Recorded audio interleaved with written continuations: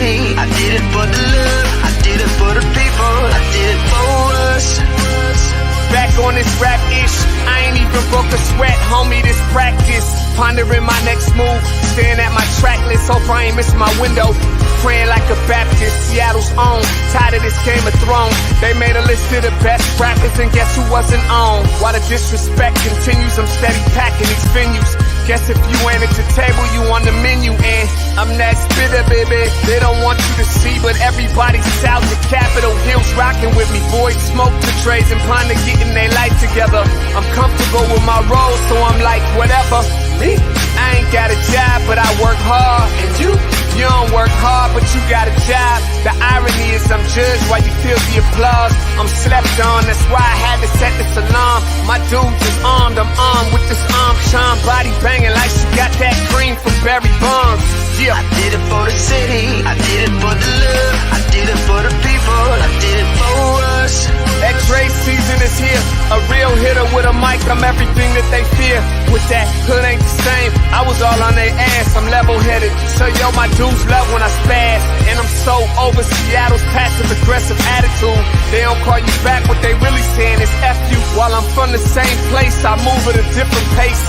I prefer if you just said it to my face, damn, I did it. I did it for the city. I did it for the love. I did it for the people. I did it I hate for these us. average dudes with they average spit, writing average rhymes, knocking average chicks. The closer I get, I can feel the people starting to shift. I'm loyal to a fault, and everybody can't come with. Rap's a rich man's game. I'm only playing with change. They bang models and singers. I'm knocking my own flame. I'm different.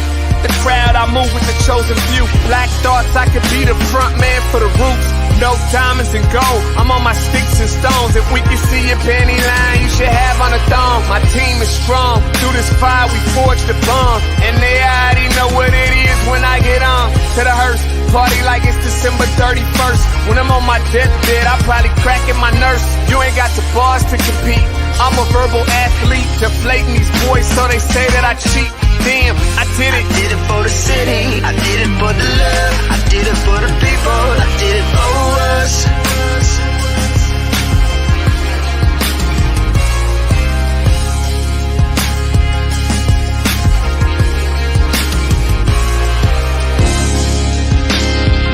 Yeah. I should probably start by apologizing for the long wait, man. You know, I know I be tripping.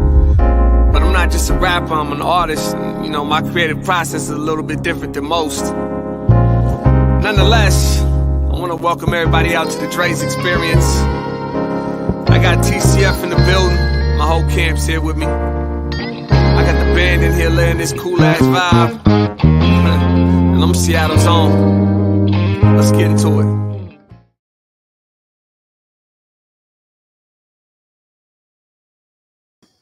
Grand Rising and good morning, everybody. Welcome to the Morning Update Show. We want to welcome you to a wonderful Wednesday today. I'm feeling good, and you know what? Even if the sun is a little bit peaking, I am wearing it today. Of course, I'm always feeling good when I get to do this with my co-host with the most, Big O. What's up, Big O? Trey Holiday, you're always my sunshine.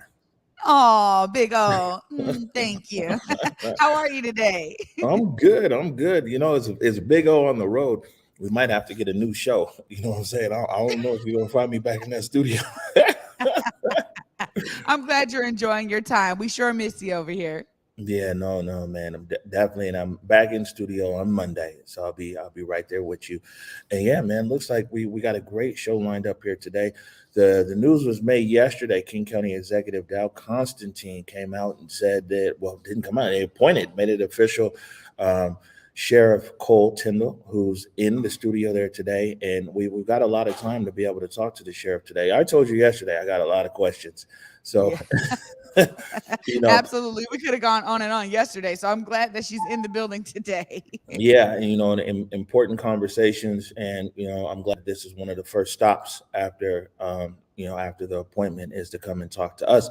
So looking forward to a great show today. And also today's my last day on air. It's usually Thursday, but tomorrow is my daughter Akasia's birthday in Atlanta in the A. So I won't be around on Thursday, and then of course Feel Good Friday. So I'm excited. Wednesday is my new Friday. Oh, look at you. Look at you. Well, I'm so glad that you'll be able to be with Acacia tomorrow.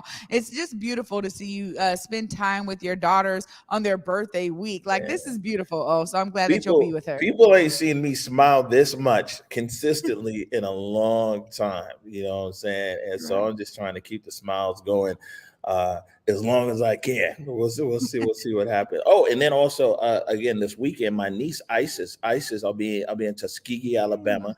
My niece Isis graduates from Tuskegee University. That's my brother Toon's daughter, and so I'm all over the place this week, bringing a lot of smiles and a lot of joy and checking in with the fam.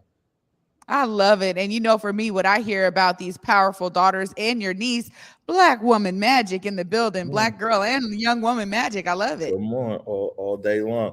We'll get it going right here. Good morning, everybody. Welcome to the Morning Update Show. I want to remind you that right now is the perfect time to tag and share the stream. Go ahead and tag and share the stream with people you feel would appreciate culturally relevant news and information emanating from right there in the Emerald City.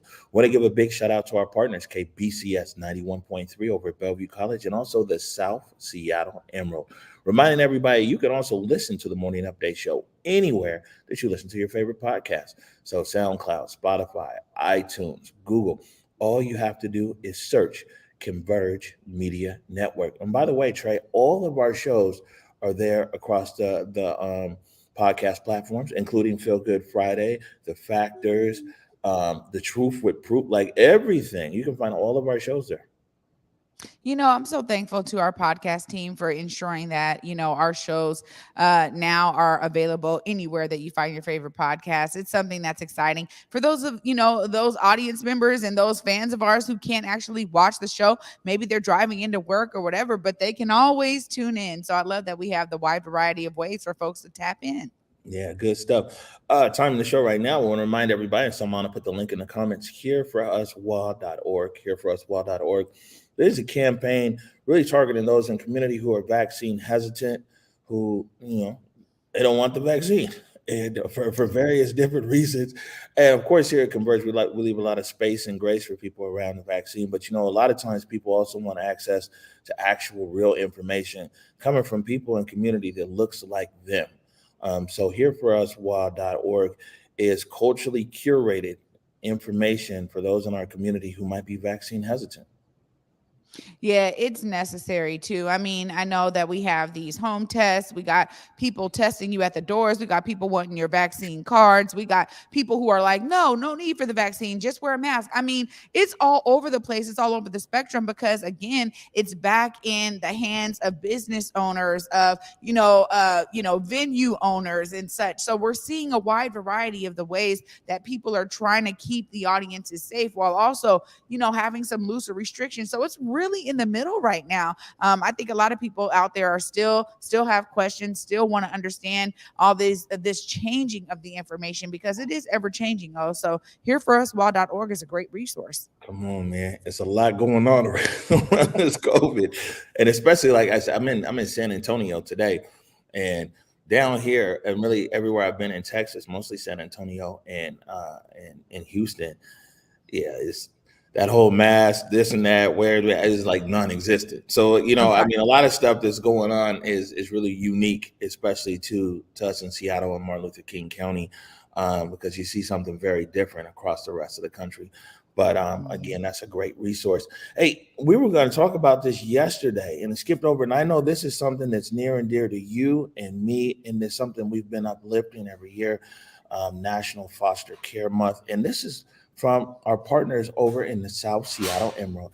And it says here, 10.6 million in stipends will assist youth transitioning from foster care to adulthood. It says, as National Foster Care Month is here, the state legislature recently awarded 10.6 million in stipends for young Washingtonians exiting the extended foster care program. The goal of the stipends is to assist youth with their transition to adulthood by increasing housing stability and securing access to essential resources such as food, transportation, and utilities. Man, real happy to hear about this, Trey Holiday. Absolutely. This is so needed. And the fact that there wasn't anything before, I think is kind of shocking to some folks because you're talking about young folks who are been in the foster care system. Once they age out, it's like, oh, well, that's it. So I love this transition plan put in place and really putting resources where they're necessary. We're talking about young folks who are getting themselves on their feet, starting their young adult lives. And, for those who have those families that are with them, it's very different for them, right? Because I told my kids, like, look, I'm not kicking you out when you turn 18. My 8-year-old was like, Mom, but that's what people do. I said, no, we have the choice in our family. So I love that this resource is available to those who are in foster care. It's so necessary. Oh, I love hearing this. Yeah, and we need to care for our young people, as much as we can, and actually we got a few other things that's in regards to programming where we're uplifting the foster care system, and those resources are important, man. Let's give our young people, especially those in foster care, man, the best tools and opportunities to transition. And so very, very happy to hear about that news right there. I thought it was really interesting. This is some news. This is from the Seattle Medium, and we'll put the link there in the comments. Go check out the Seattle Medium, one of Seattle's legacy Black newspapers. Reverend Dr. Jonathan Jamel H. McReynolds receives unanimous support as new pastor at Mount Zion. How about that? In a unanimous decision, the congregation of Mount Zion Baptist Church voted on Monday for Reverend Dr. Jonathan Jamel H. McReynolds to be the next pastor of Mount Zion Baptist Church of Seattle. The unanimous vote by the church brings an end to a 2-year process to find the next pastor of Mount Zion. And the thing about Mount Zion, as you know, Trey Holiday, but a lot of our viewers might not know, Mount Zion is not only one of the oldest Black churches in the state of Washington. It's one of the oldest churches. It was founded in 1890. So actually one year after Washington became a state, Mount Zion was founded. They've been really a rock of our community in the state of Washington from day one. Yeah, it really has. I mean, I just go back to my childhood and they have a great hall kind of downstairs. I've been to so many different, events down there. Also, as a mother, my son, my oldest son, has been part of Team Issachar for, a lot of years. He was a part of that mentorship program where, brothers from the congregation said, look, we're retired. We want to give back to our young Black men in this way. And, really explored so many different opportunities with my son. I'm really grateful for that program at Team Issachar, and Mount Zion has been such a huge staple. So to hear this news, I know the congregation is celebrating because there's nothing like having a pastor now who's going to be there, be planted there, and for them not to have to worry too much about that or be thinking about it. This is really huge news for everyone over there at Mount Zion and for the community. Yeah, growing up in the Central District, man, I remember being a kid going to so many different programs and events over at Mount Zion. So yeah, definitely big news there. And this is something that's over here from the South Seattle Emerald, um, and written by Chardonnay Beaver. Chardonnay Beaver, actually over there at the Facts, she wrote this up right here. This is a Luthra Lish, and this is part of the Beloved campaign. And we know Luthra. She's a lifelong anti-violence leader in carrying the torch of freedom by fighting against the disease of gun violence. Eleuthera's life journey of activism, with a forward focus on disrupting gun violence and creating safe spaces and community for children of color. And that's right now, South Seattle Emerald. Salman will put the link in the comments right there. And the Beloved campaign is interesting. We've got the sheriff here with us today in the studio. I mean, one of the main focus of Beloved is disrupting gun violence, the disease of gun violence, not only in the city of Seattle, but across King County, where we've seen such a spike in shots fired and shootings and actual homicides. And this profile right here breaks down, Luthera's work in our community as far as getting at the heart of the issue around gun violence.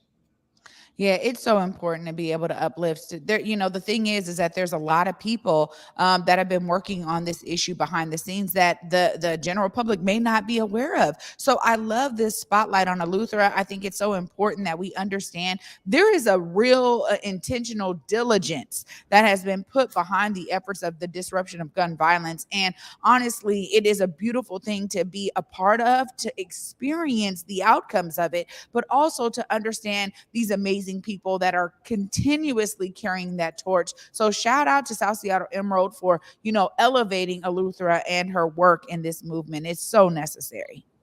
Yeah, no, I mean this gun violence. This we got to get to the heart of it. This is something that needs to be disrupted.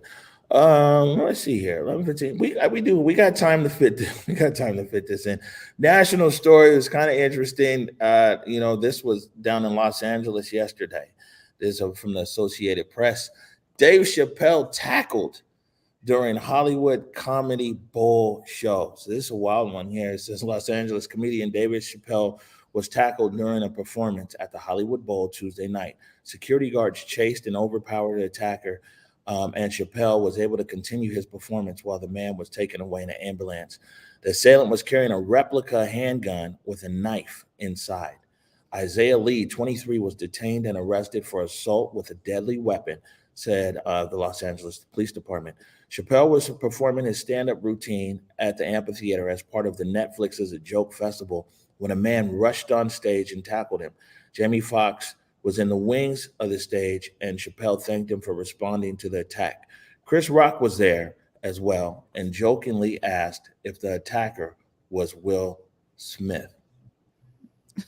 Oh man, this thing is not dying, I guess, right? I'm seeing so many different things there. So Chris Rock being there and making that joke about it being Will Smith. But this is unfortunate. I mean, you're talking about, this is an industry full of comedians who now have to be careful and watch what this is something that I think is really unprecedented. You've seen that people always haggle from the audience, right? The idea is that they're like, oh, they don't like these jokes, and so they're trying to shoot things back out. I love the comedians and performers who are always able to kind of either intertwine it or completely ignore it to where it really dies it out. But the fact that this person thought that they could run up on the stage and attack Dave Chappelle, that is something that I'm glad there was a quick, swift response to, because it's just, come on, man. These are jokes. Like, nobody should, if you don't like the jokes, you don't have to attend.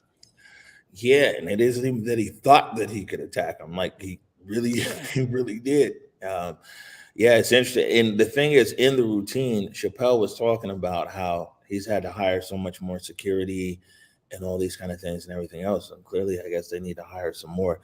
That's comedy these days.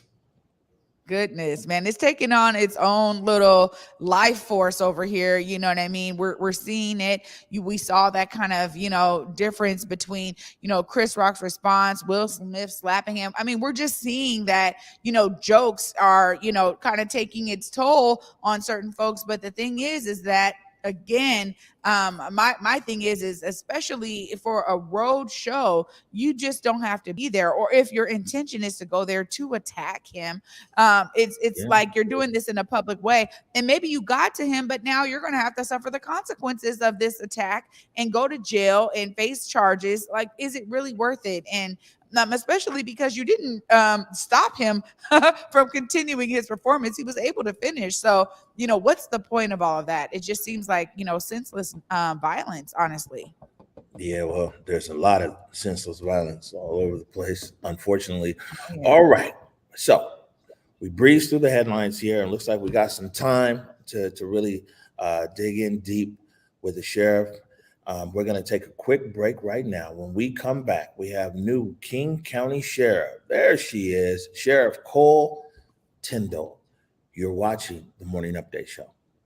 As a non-binary Black femme, a lot of my identity is rooted in body. Once the vaccine was introduced, it was really difficult to think in terms of safety as well as autonomy. As a Black American, the relationship with government is very complicated. It's hard to trust. A lot of these conspiracies are really impacting people making a decision, especially with Black folks, to be clear about what we're doing. I think it's just a well-rounded conversation to see what's best for us.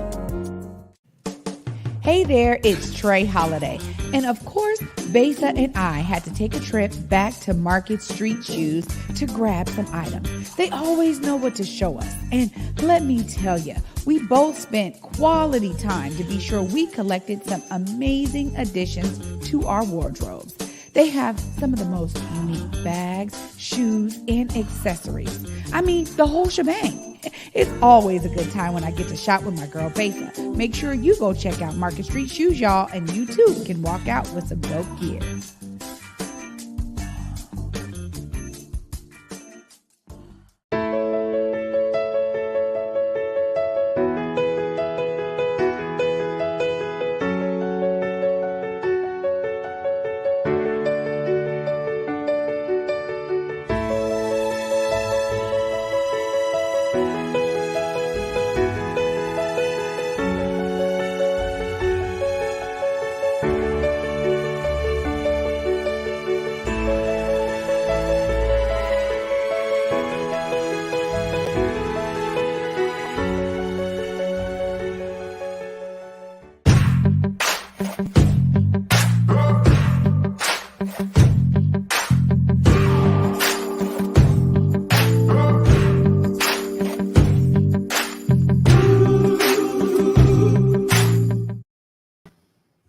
Welcome back. All right. There it is. Welcome back, everybody, to the Morning Update Show. I'm your co-host, Trey Holiday.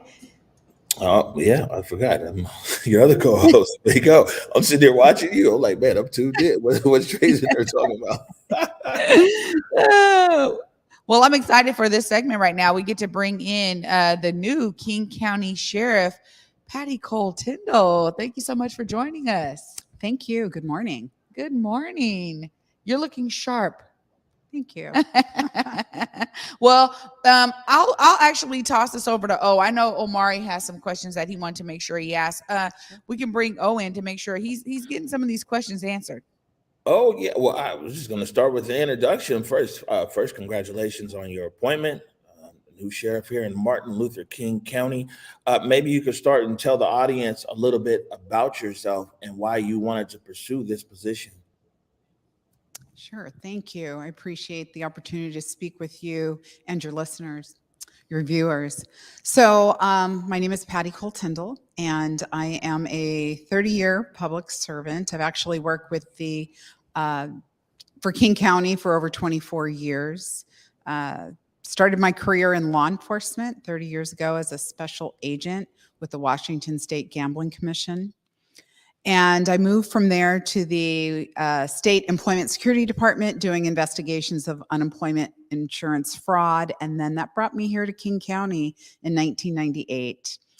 And I served in a number of roles here. I started out in what was juvenile detention. I was an internal affairs investigator, moved to the jail, served as HR, employee relations. And in 2010, the executive appointed me to be the director of labor relations. And in that role, my job was to oversee all collective bargaining. Most county employees are in a union. And so we were bargaining with those unions. There were 33 unions, 81 bargaining agreements. And I did that until I came to the sheriff's office. But right before I left that role, I also served 11 months as the director of the Office of Law Enforcement Oversight. And that's what got me in front of then Sheriff John Urquhart. And he said, I don't know how, I don't know when, but I want you to come work for the sheriff's office. I was brought in from the outside because, as I said, I had started my career in law enforcement, left it, and so I was not a career law enforcement person, and brought into the agency.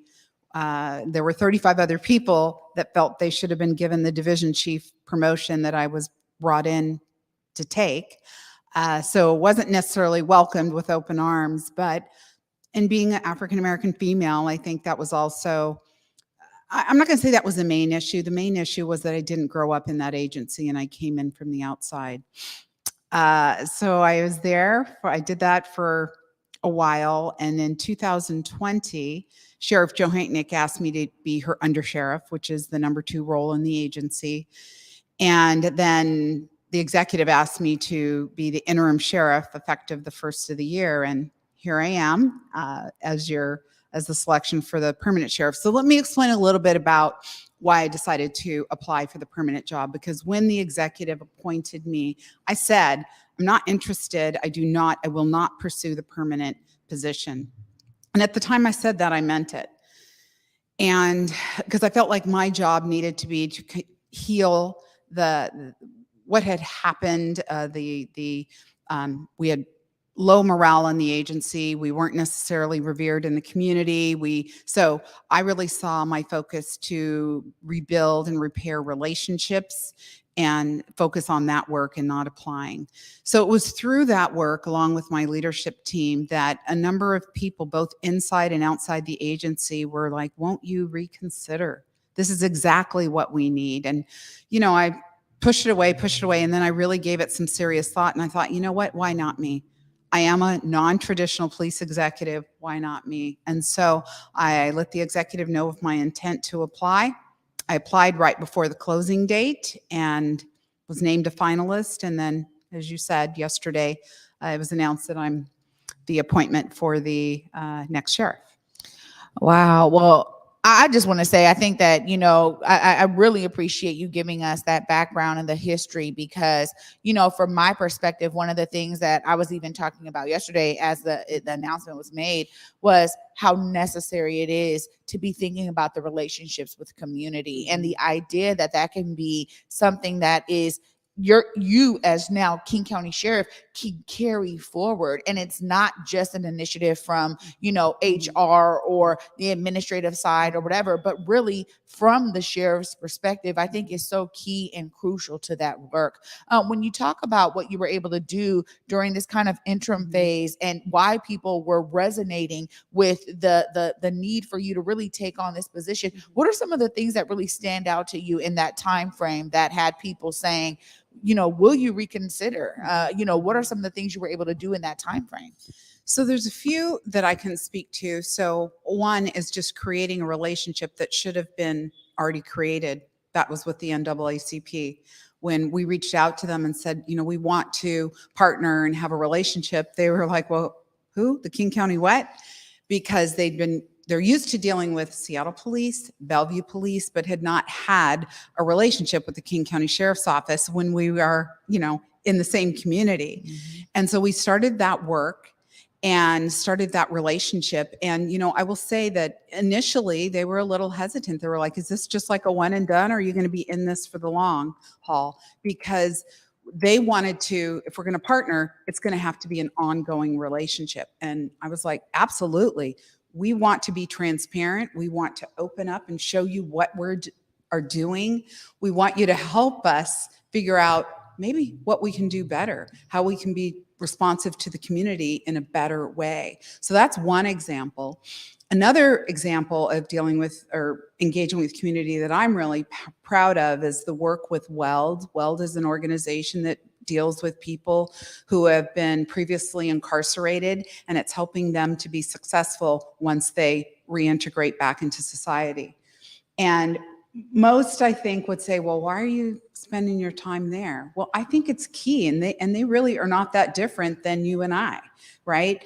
And so isn't that the perfect place to engage? And they invited me to a session that they were having for their folks just to, help them with skills and, just okay, now that they're left incarceration, now what? And I was just going to stop by to say hi, but I stayed the entire time because I really enjoyed it. And they didn't until the end of the session say I was the sheriff, the interim sheriff. So they might have thought I was one of them, right? And I sat with these two young women. One, a gal who'd been she was 30 and she'd been incarcerated since she was 14. Wow. The other one was 31, had spent 8 years. And they were they could have been my daughters. And we were having these conversations, and they were like, we would have never, if you would have told us last week we'd be sitting with the popo, with the sheriff, we would have said, no way. And they said, you're normal. Exactly. And there are many, many more like me. I have a deputy that helped me get hooked up with the WELD program. He's one of our laterals from Detroit. Love him. I'll just say his name. His name's James Taylor. He has a goal of saying hello to 100 people a shift. Now think about that. Think about that difference. He doesn't sit in his car. He gets out and he walks around, and he's going to say hello to 100 people. And he is all about engagement. And we have many deputies like that want to help with the community. So I really see us just at the beginning of being able to do this work. I want to create action councils, getting a faith-based leader group together. I want to work with community so they can advise me and my folks on what can we do better? How can we together figure out some solutions? Great points. Oh, I had a few questions from my side over here. The first one, quick one. You've been in the county ecosystem over there where the sheriff was elected and you're the first one appointed. Do you still feel that like you have a mandate in with the sheriff being elected, through the ballot box? The sheriff always carries a bit of swag because it's like, hey, I was elected directly by the people. You're our first appointed sheriff in a while. The sheriff has been appointed before in King County. Do you feel that your position is going to be recognized as such, not only in your organization, but throughout King County? Well, how to answer that is this. It's akin to a city chief who reports to a mayor. So I report to the county executive.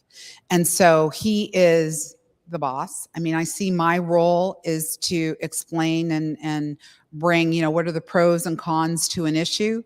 But if I've done that and he does not agree, there is, now we have a decision point, right? But different from the elected sheriff who could really say and do what they wanted.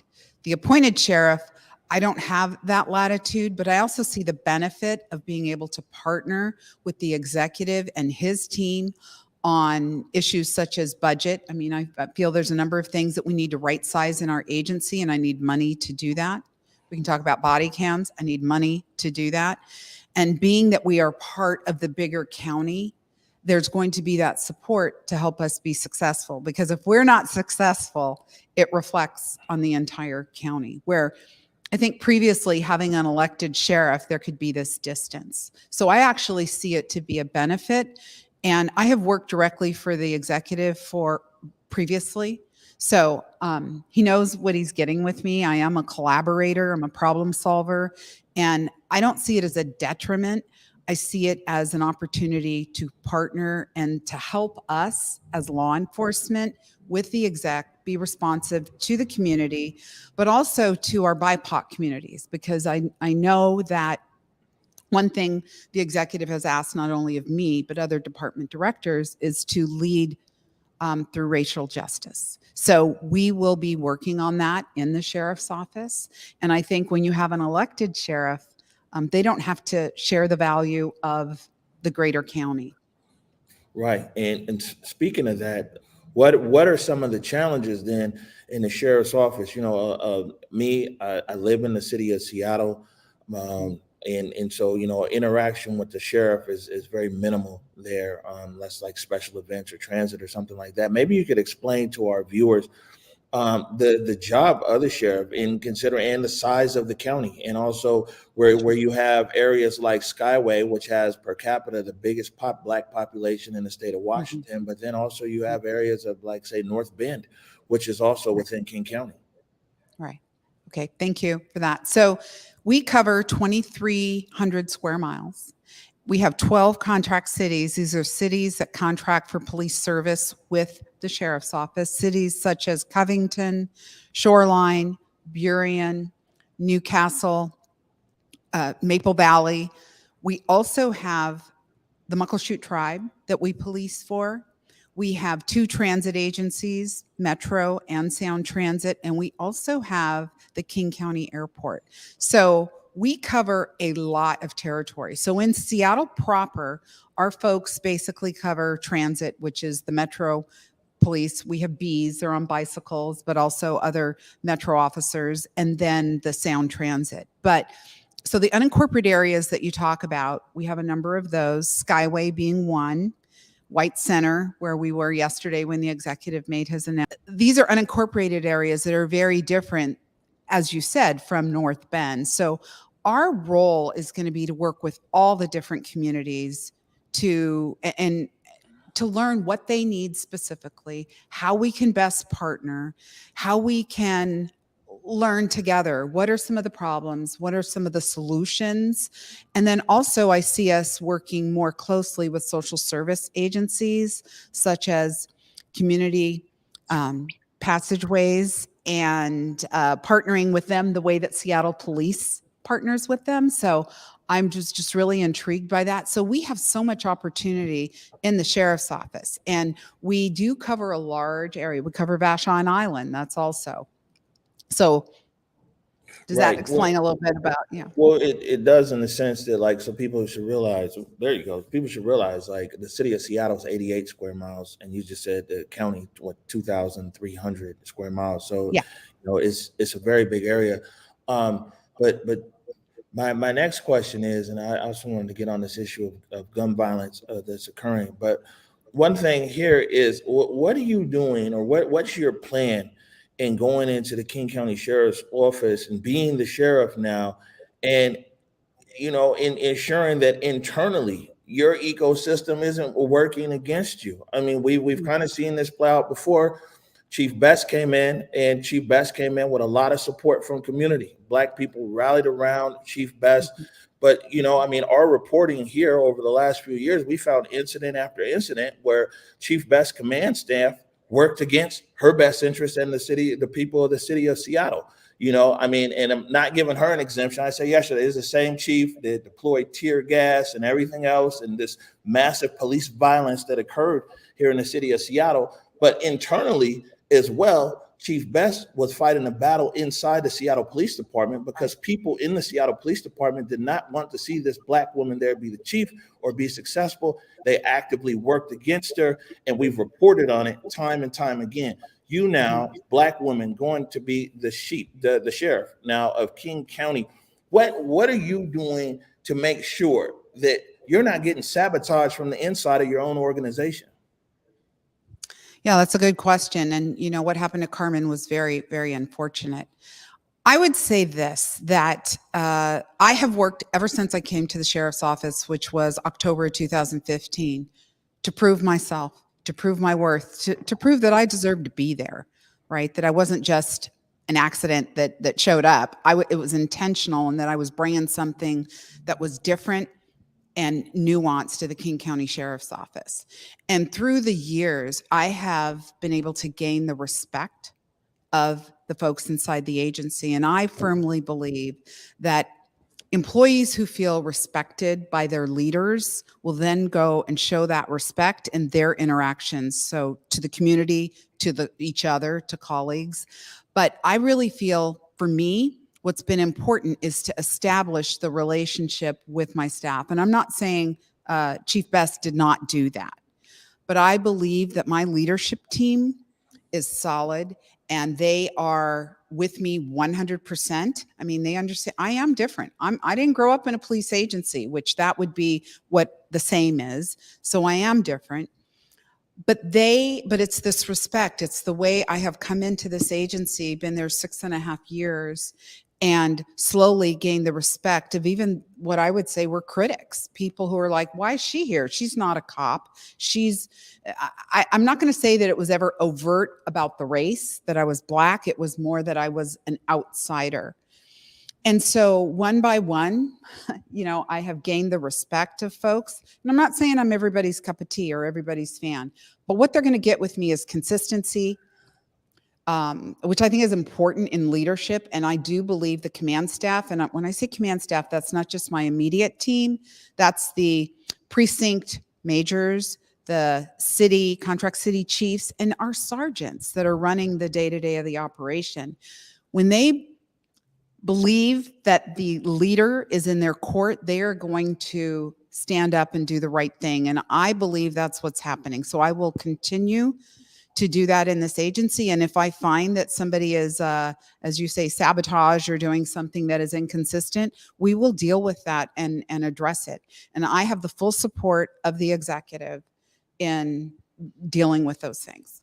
Well, I really appreciate this question that Omari brings up, because I think it's so important for us to understand how these nuances in terms of relationship, how they play out, because we still are dealing with, a society, especially after what we witnessed in 2020 here in Seattle. It's unfortunate that those characteristics of what we saw through the Seattle Police Department kind of spread to many people to not even have a distinguishing factor of, oh, well, that's King County, they're different, or that's a different city, police force, they're different. We just see police, right? We just see, officers, and we see that there's this divide between, officers and the people. And this idea of protecting that kind of boys in blue and gals in blue, like this kind of idea of protecting each other before really being transparent about what it is so that there's justice can be served.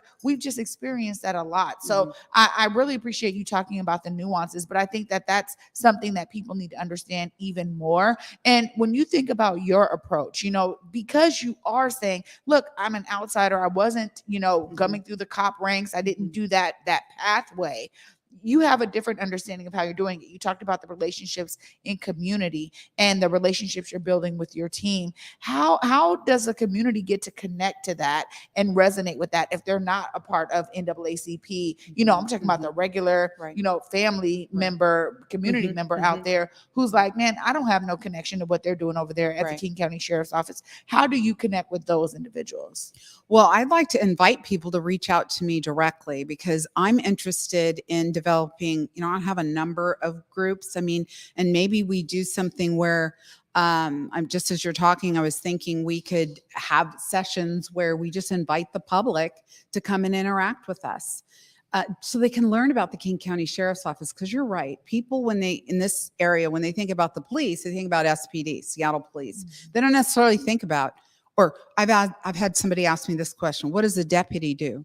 Well, they do the same thing as a police officer. They just happen to work for the sheriff's office and are called a deputy. The work is the same, just where they patrol is different. So being able to talk about that. The other thing is, maybe there's videos we can push out, and like you're doing podcasts here, ways that we can connect with the community so that, and post them to our website. We do have information that's on the website. We have use of force dashboards, as well as our internal affairs dashboards. That shows, it's kind of I'll say, a peek under the curtain about what is happening in the agency, and folks can go and review the data there and do their own little slice and dice the data and see, just, okay, in my area of the county, how many contacts does the sheriff's office have? What does that look like?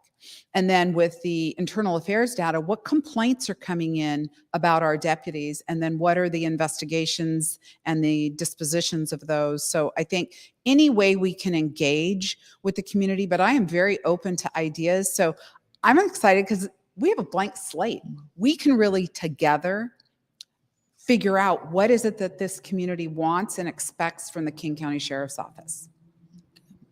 Thank you. I got a question here. Is that, well, one thing that I do want to bring up is, like, man, we can't push it all off on SPD. King County Sheriff's Office does have some issues with community, and we're gonna bring up Tommy Lay and the case that was settled last year with where there was a settlement between the King County Sheriff's Office and the Lay family, where initially they said Tommy Lay had a knife, and then they said he had a pen, and then he might not have had a pen. And the arduous process that the Lay family had to go through to be able to find some justice. And so, in Seattle, we might sometimes be insulated in thinking about SPD, but, the King County Sheriff's Office does have issues, not only in Black community, Tommy Lay is a whole different ethnic community. So in different communities across our county, there are outstanding issues that people have with the King County Sheriff. What are you going to do in addressing that and trying to actually build some kind of relationship with community, and also understanding what community safety means to different communities. Mhm. So, as you said, I mean, we do sometimes, unfortunately, have an incident where somebody loses their life at the hands of a deputy. That is always unfortunate. That is not anything I want or anybody in my agency wants. I really want everybody to go home at the end of the day, both people in the community and also my officers. I can't guarantee we will never have an unfortunate incident, because when I have people with guns and badges and the authority to use force, sometimes something may happen. But what I can do is ensure that our deputies have the proper training. Perishable skills training is what I call it, where I've told the executive I need money for that. And not just drawing their firearm or their taser, but de-escalation, how to talk to people, time, distance, and shielding, that we need to do more with that. Defensive tactics, using their hands instead of their weapon, that almost always has tragic results. So most officers are going to resort to what their training is when they get into a critical incident. That's just the way it works. I mean, we're humans, and that's the way we operate. So we have a responsibility, myself as the sheriff, the executive, and county council, to approve the budget, that we have enough money to properly train our people, because we got to take them off a shift. That means we got to pay somebody else to work their shift while we're training them. And my goal is that we would have at least one day a quarter of what I call perishable skills training, so that we can properly train our folks and not just hope they do the right thing. Right. That's your existing deputies and staff there.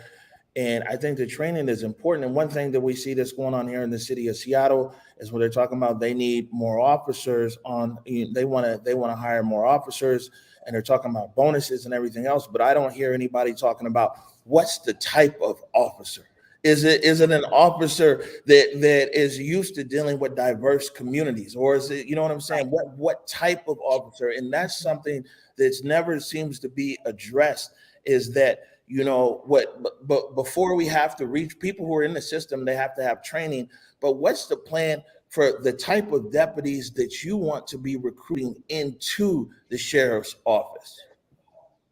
a great question, because that is key, right? We need to recruit folks that look like those of us in the community.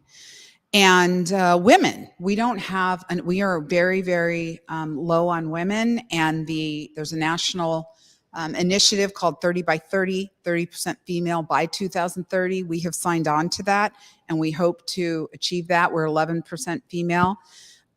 In terms of African-American males, we're actually at, what the percentage of African Americans are in the community, but like other areas like Native American, Hispanic, we are low. And so we've got to reach out to those communities and the type of person. We're not looking for what I think people would think is the, officer that wants to run and gun. No, we want somebody who is more nuanced. Yes, they want to help the community, but also in a different way. When I talked about that deputy who wants to say hello, his goal of saying hi to 100 people a shift, it's that engagement, having people engage with police in a positive way, not as a negative. So police who want to come in to truly help people. And it's kind of a hybrid of, yes, there are times we need to enforce the law, but there's other times we just need to engage with people, find out, meet them where they are, what do they need. And we also need to, as a community, make sure that we have proper resources for people who are in crisis, people who are homeless, because, what's the why? Why did somebody commit a crime? Is it because they're hungry and they don't have a place to live? I mean, so what do we do as a community collectively to help those people? And so the type of officer that is really wanting to dig down and do that type of work, not just, I'm going to drive fast and make arrests, because that's not where we're at. Well, this really leads me to my next question around quotas. We know the statistics, we know the data. The United States has, one of the most extraneous, prison systems in the world. When we think about the way that we deal with crime and punishment, we talk about, institutions, a prison system not really being rehabilitative in nature, right? We talk so much about this, and the data is out there. The people are coming forward with their stories. We're understanding even some of the minute details that have changed people's life based on, them experiencing incarceration, or, hey, that one person that, gave me a different pathway.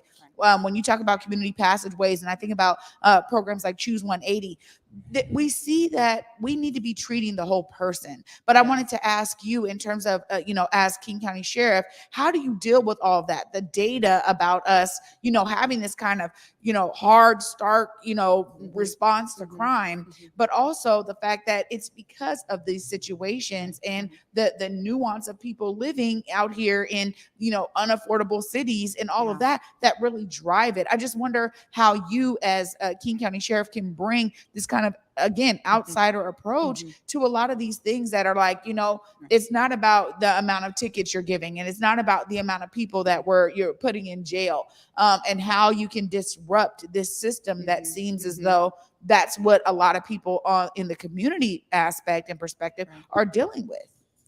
So we need to have systems in place that allow us to divert people and give the officer, the deputy on the street, the authority to make that decision to divert somebody instead of arresting them for certain crimes. So we do have what's called LEAD, law enforcement assisted diversion, which allows the deputy to not arrest somebody, to get them the service that they need so that they can avoid entering the system in the first place. And I think that's key here, right? How do we stop people from entering the system when they really just have a basic need that's not being met, right? I mean, again, why is somebody committing the crime?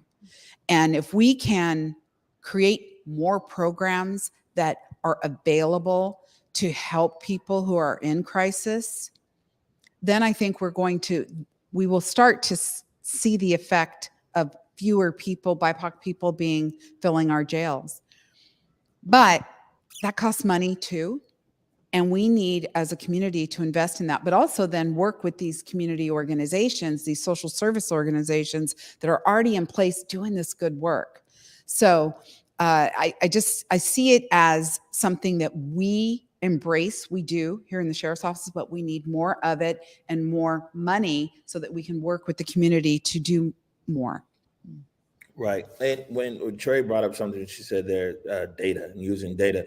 One thing that we do know is that King County, Public Health, Seattle, King County, Zero Youth Detention, the county has invested a lot in gathering data around gun violence disruption. And in a lot of cases, they're able to use that data to identify a lot of different things. What exactly is your plan in working with your other county partners like Public Health, Seattle, King County, and even Seattle Police Department and other cities, either your contract cities or municipalities within the county, to be able to disrupt this gun violence that's occurring across King County? Well, I think the first thing we need to do is we need to look at the data. Who are the victims?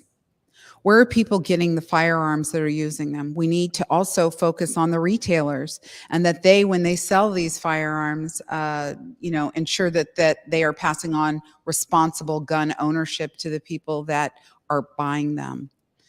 And so I think that is key, looking at the data. And then again, going back to the community, because many in the community know perhaps some of the people who are using the guns, being initiators of this gun violence. But we do have to partner with other agencies, both local law enforcement and federal, because right now, as you said, gun violence is rampant in this area. And, it's not unique to Washington or Seattle. I listened to a podcast the other day that was in New York, and they were talking about actually in New York how it's less than it is here and why. And it's because they have resources they've decided to invest, and they have people that are out walking the streets that their job is to interact with those that are in need, those who have some crisis. And it's again, like you were saying, dealing with the whole person. But the attacking the gun violence, we really have to figure out, why is this happening? And I think part of the why, this podcast I listened to, and I'm happy to share the link, was about coming out of COVID, that people, part of that too, people have been locked up for a long time. People from the murder of George Floyd, and just people feeling really devalued. And so there isn't the same value on human life that I think, perhaps existed years ago. And so how do we as a community, it's not just on law enforcement. I think a lot of times people look to, well, it's, cops, what are you going to do to fix this? It is a holistic approach. So yes, as law enforcement, we need to be out there, and yes, we need to reduce crime and the fear of crime, right? Where people can feel safe walking their dog or walking their child to the park. So we have to work together, but I think that's also our opportunity to partner with the community on, all right, how can we solve the problems that they identify? And I suspect, and based on some data, that gun violence will go down, but we aren't there yet, right? And so I see the King County Sheriff's Office being at the table for these conversations, being present with, I participated in a task force. It was U.S. Attorney Nick Brown, who's also African-American. He called a meeting of the South End agencies. Seattle Police was also invited, and then King County Sheriff, to actually talk about the uptick in violence. And many of those South End agencies, their answer was, well, you need to charge more people. Well, I don't know if that is the answer. I think it is more about us collectively figuring out the why and then finding a solution. So it's a big, multifaceted issue. And I can tell you that as the sheriff, it will be a key issue for me, and I will be engaged.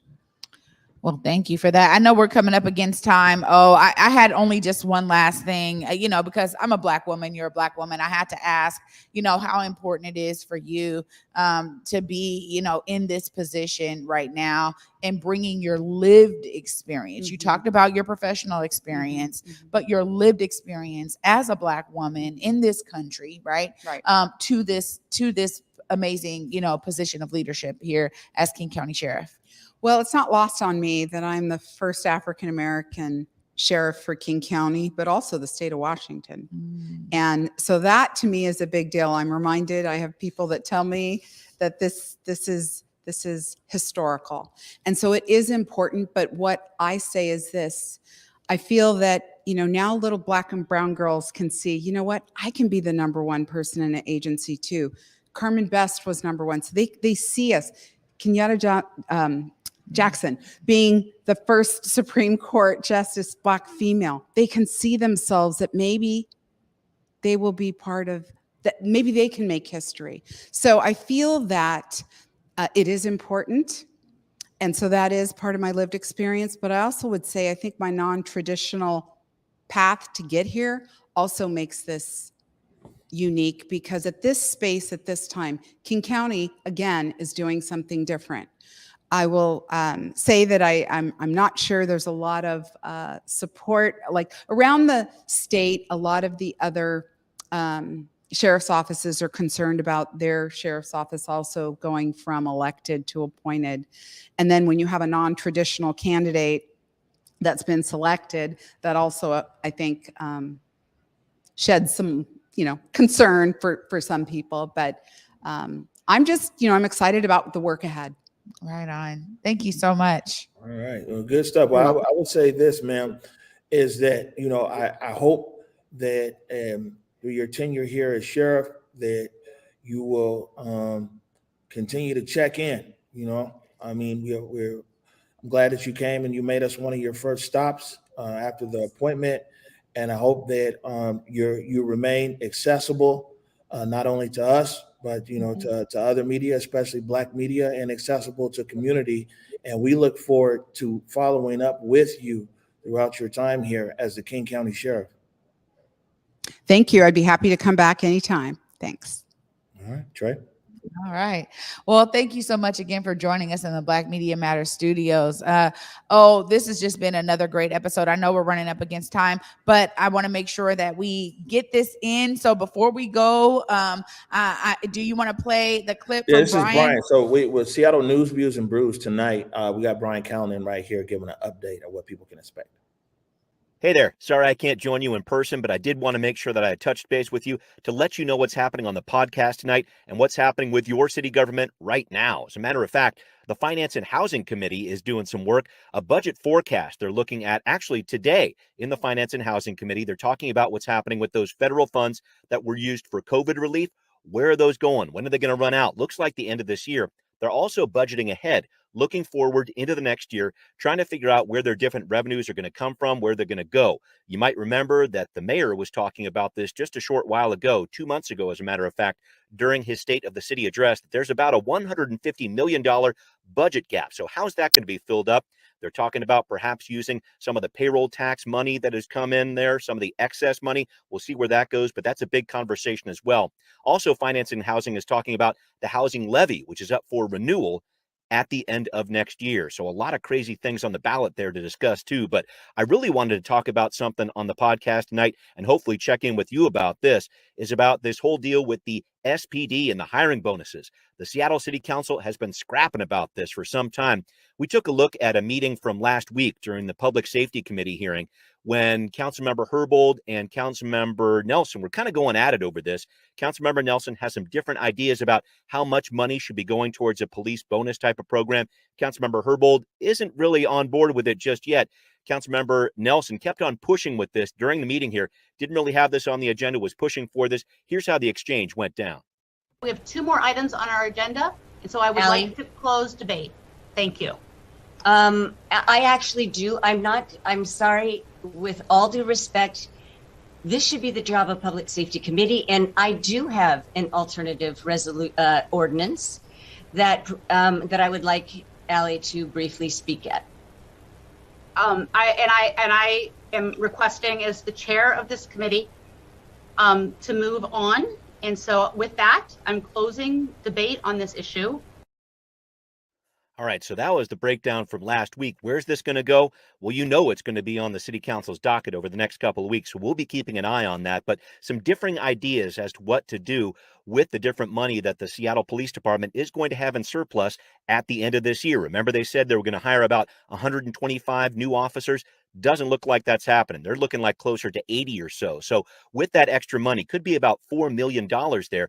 Councilmember Nelson is saying, let's push that back to the SPD. Let's make sure they get hiring bonuses, whatever else they need. Councilmember Herbold is saying, let's pump the brakes on that a little bit because we need to look at some alternatives to policing too. So she's saying, let's get a recruiter hired here for about $200,000 and maybe set aside about $450,000 for some bonuses that would work in the form of, let's say, relocation expenses for officers who might be coming in. So a lot still to sort out there, and we'll see what happens with public safety over the next week or so. But a final thing I wanted to point out, the Public Safety and Human Services Committee is going to have a very important public hearing coming up at 2 o'clock on Thursday, talking about tomorrow here. They're talking about the app-based workers, and we have more than 40,000 of them in our area. And that's not even including the Uber and Lyft drivers here. We're talking about people who drive for DoorDash, talking about people who work for Care.com, things like that.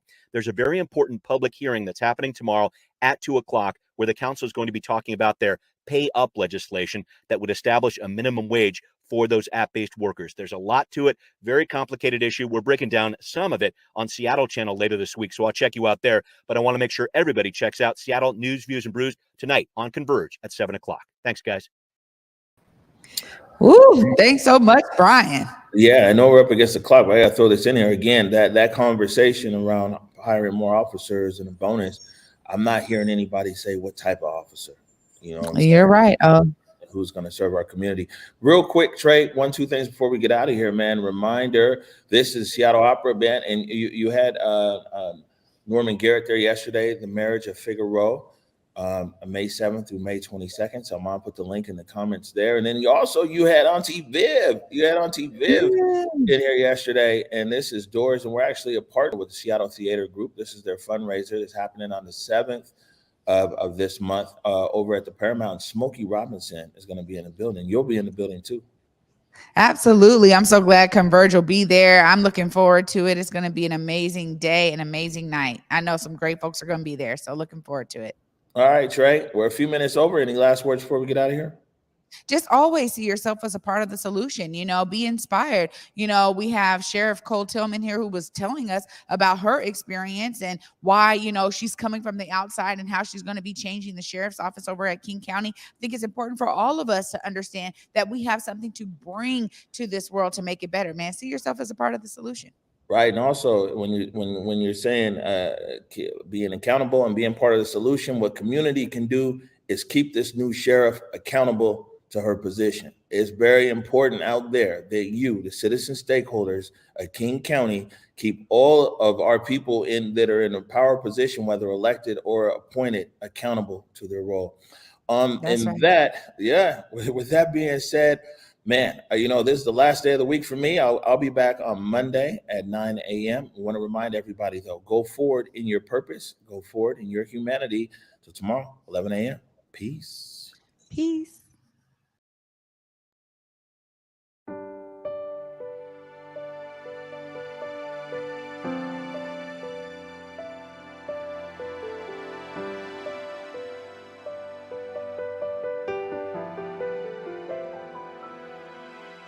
What do I see through a lens of fear? 1,000 little steps to go. What do I fear after all these years? Lord knows I don't even know. I've been running on the edge of a sundial, sleeping in the shadow. I've been begging you to see me, then hiding beyond the unreachable.